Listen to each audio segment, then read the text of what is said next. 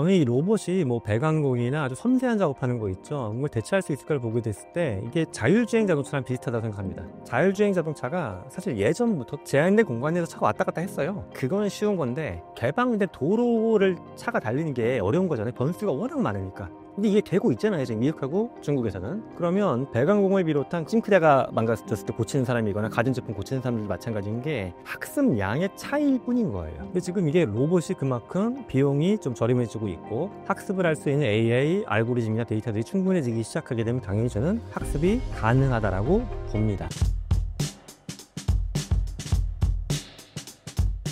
휴머노이드 로봇도 인간의 일자리를 대체하고 있는데요. 현실에서 어느 정도 이루어지고 있나요?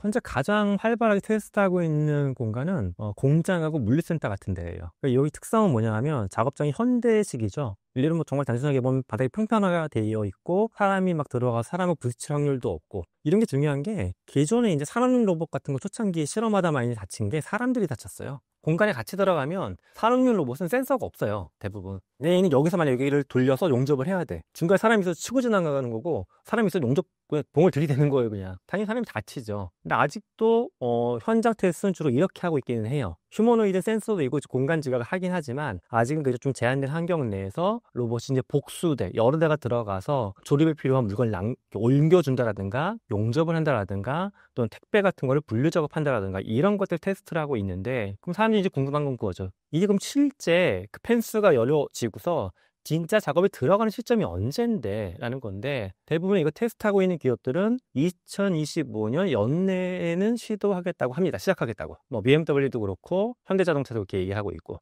그래서 2025년이 산업용 로봇이 쓰이던 그 단계에서 인간의 휴머노이드가 인간의 작업장에 코봇 형태로 들어오는, 코봇이 이제 같은 공간에 들어가는 공동작업자 형태입니다. 공동작업자가 되는 원년이 아닌가 생각을 하고요. 이게 굉장히 의미가 있는 건 여기서 이제 학습이 발생하게 되면 그 다음 단계를 나갈 수 있는 로봇 지능의 역사가 열린다고 보는 거예요, 저는. 그러니까 순서를 보게 되면 대규모 공장에서 로봇이 일을 하게 되면 그 다음에 학습한 걸 바탕으로 해가지고 중소규모의 공장이나 중소규모의 작업장들. 근데 이게 왜 꼭 굳이 1, 2단계가 이렇게 쪼개지냐면, 두 번째가 고용하는 규모가 개별적으로 작아서 그렇기도 하지만요, 학습이라는 관점에서 보게 되면 대형 공장은 사실 변수가 적어요. 무슨 말이냐면은 로봇이 1000대가 있고 10,000대가 일한다고 해도 그들이 환경이 통제된 상태에서 일하다 보니까 변수가 적어요. 베리에이션이라는 게. 근데 2차 작업장, 작은데 또는 개인 소규모 작업장 오게 되면 5만 가지 다 발생하거든요. 갑자기 환기가 꺼질 수가 있고, 갑자기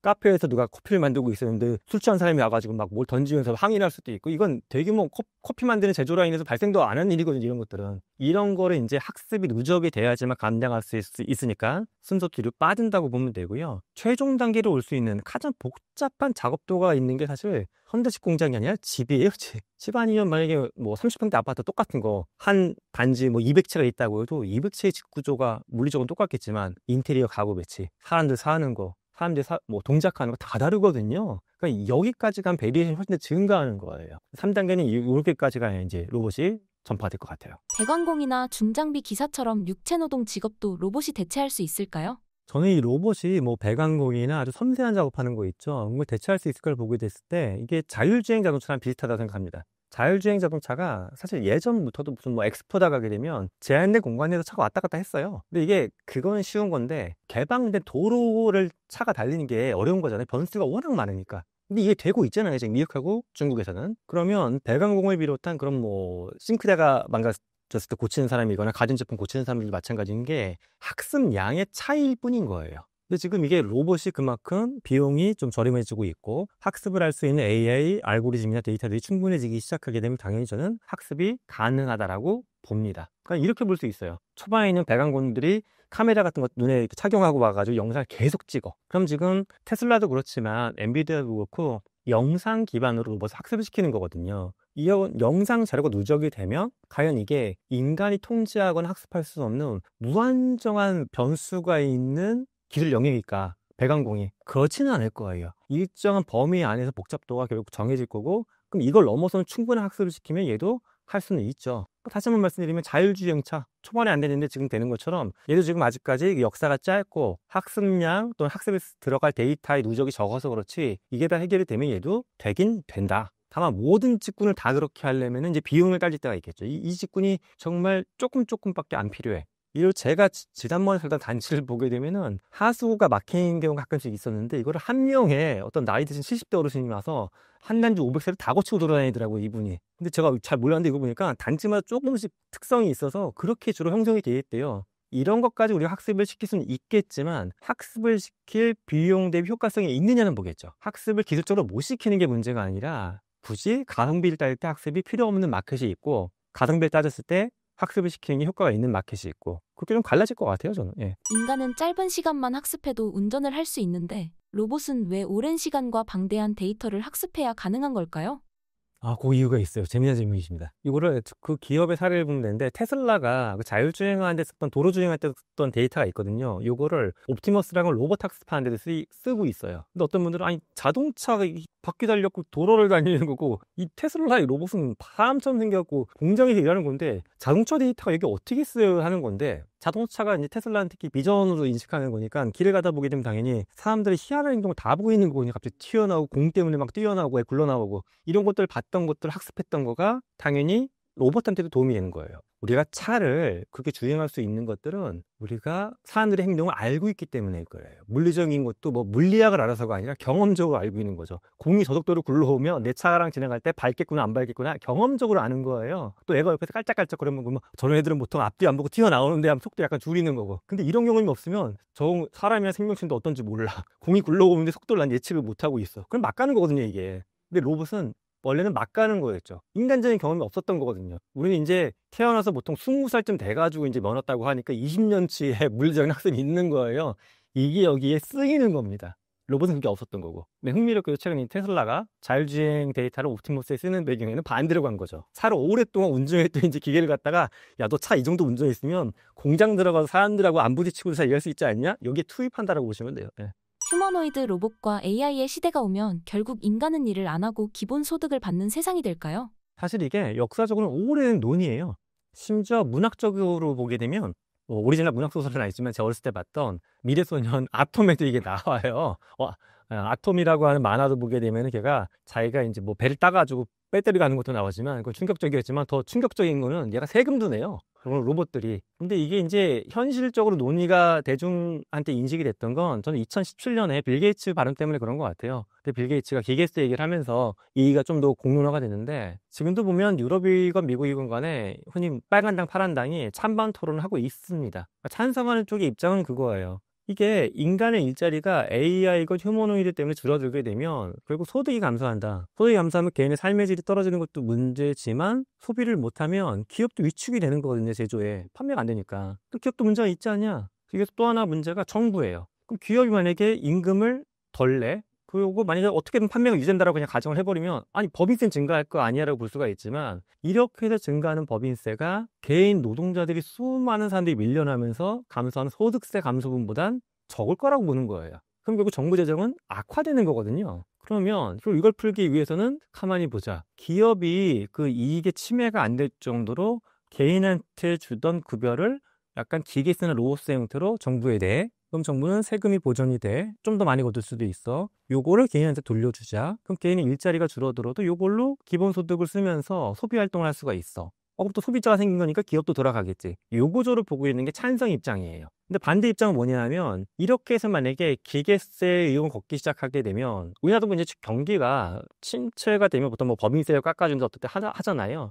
그럼 기업 입장에서 세금을 더 걷겠다는 거예요. 그러면 기업이 이걸 선도적으로 도입해서 막 혁신적인 시도를 하겠냐? 그리고 그렇게 되면 이런 원천 기술을 개발하는 기업들도 위축될 수밖에 없다. 그러니까 이건 혁신에 대한 철퇴 같은 거다. 그러면 안 된다라고 보고 있는 게 또 이제 반대론자들의 입장이에요. 근데 저는 뭐 양쪽의 의견이 시도가 돼가지고 구체적으로 막 나간 적은 없어요. 아직까지는 그냥 기본 소득 자체에 대한 실험은 유럽 쪽에서 꽤 했지만, 이게 법인에 대해서 기계세, 로봇세 같은 거 걷어갖고 했던 사회적인 실험은 제가 아는 부분에서 없거든요. 또 정답은 없는데, 양쪽의 주장 중에는 저는 그래서 개인적으로는 로봇세가 없을 때 대안이 있느냐라고 찾아보게 되면 대안이 잘 안 보여요. 지금 말씀드린 기본소득 흔히 유니버설 베이직 인컴이라고 해서 UBI라고 부르는 건데, UBI를 실험했던 이제 유럽 사례를 보게 되면 사실 뭐 장점 단점이 다 존재를 해요. 장점이 이걸 통해 사람들이 소득 보전이 되니까 극단적인 이상한 선택을 안 해요. 그게 예를 들어서 뭐 삶을 포기하고 마약에 빠진다든가 모든 걸 포기하고 뭐 애들 키우는 것도 포기하고 뭐 길거리에 나앉는다든가 이런 걸 안 한다는 이야기예요. 말 그대로 인간적인 삶을 유지하면서 약간 그래도 시간을 번 거니까 오히려 재교육을 받거나 해서 좀 더 나아가려고 노력을 해요. 이게 이런 게 기본소득의 장점이고요. 분명 단점은 저는 우리나라에서도 관찰이 됐었는데 제가 이제 공무원분들하고 일하다 보니까 우리나라도 약간 저소득층 이렇게 소득 보장해 주는 게 있잖아요. 정말 극단적인 케이스일 수도 있는데 어떤 케이스는 한 달에 몇십만 원 이렇게 지급받으면 이분이 그 하루 이틀에 다 써버리신대요.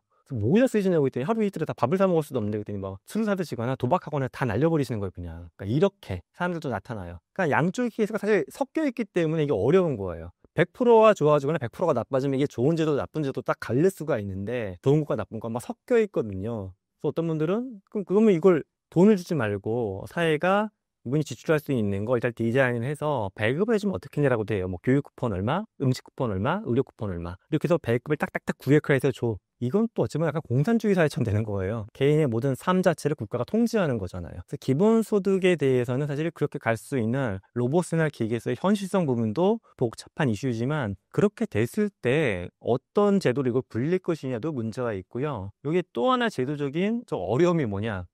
휴머노이드한테 일을 시키고 돈을 건다고 쳐요. 그럼 휴머노이드가 저처럼 팔 두 개 사람, 다리 두 개 사람. 근데 어떤 기업이 팔이 두 개의 로봇한테 일을 시키니까 세금을 걷네. 난 팔을 세 개를 붙여가야지.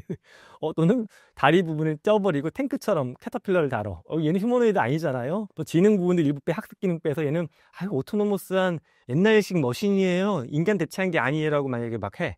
그러니까 이게 AI건 로봇이건 간에 인간이 대체가 됐냐 안 됐냐를 따지기가 세부에서 들어가면 굉장히 복잡해져요 이게. 그런 부분은 문제는 있습니다. 예. 과거 사례를 보면 기계가 인간의 노동을 대체했을 때 실제로 일자리를 잃는 결과로 이어졌나요?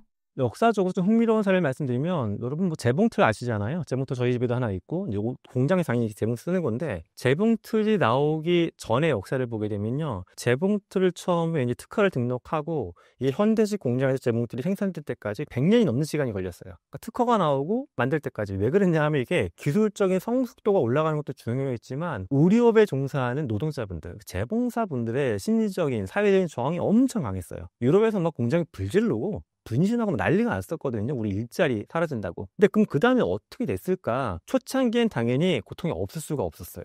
단순한 옷만 만들어서 옛날에 입었었는데 단순한 옷은 현대식 기계가 잘 만드니까 만들었어요. 그때 의료업에 종사하셨던 분들이 갑자기 뭐 언론사로 가거나 농사하시거나 뭐 그런 분들도 있을 수 있지만 대부분은 의료업계에서 계속 있고 싶어 하시거든요. 여기서 생긴 현상이 의류가 다변화된 겁니다. 다양한 디자인, 다양한 치수, 개인화된 옷, 글로벌 유통, 패션 산업이 증가한 거 폭발적으로. 근데 이게 한 200년 전에 사람 관점으로 보게 되면 야, 미래에는 사람들이 가가지고 옷을 1년에 막 이만큼씩 사고 1년에 수억 톤을 버리고 그런 날이 온다 그러면 미쳤다고 할 거예요. 아니 옷 하나 만들려면 밤새 갖고 바느질하고 이게 얼마나 어려운 건데 이걸 한 번 빨지도 않는 거를 이걸 무슨 막 쏟아붓고 막 해. 근데 그런 시대가 된 거잖아요. 노동 전환도 전환기 가정을 사람들 당연히 고통을 겪을 거기 때문에 기본소득을 통해서 그 전환기를 잘 겪어나갈 수 있는 사회적인 힘을 만들어주는 거다. 근데 이거를 이 사람이 삶을 떠날 때까지 계속 이 돈 갖고만 계속 쓰세요라고 하게 되면 오히려 그건 개인한테도 또 안 좋은 것 같아요. 사회도 그렇게 유지하기는 인프라가 어렵고 말 그대로 안전망이라고 보고 안전망을 통해서 내가 진짜 좋아하는 일이 무엇인가 찾고 또 의미 있는 일을 세상에 할 수 있는 기회를 만들게 해주는 거 저는 오히려 이게 기본소득이 아닌가 생각합니다. 예.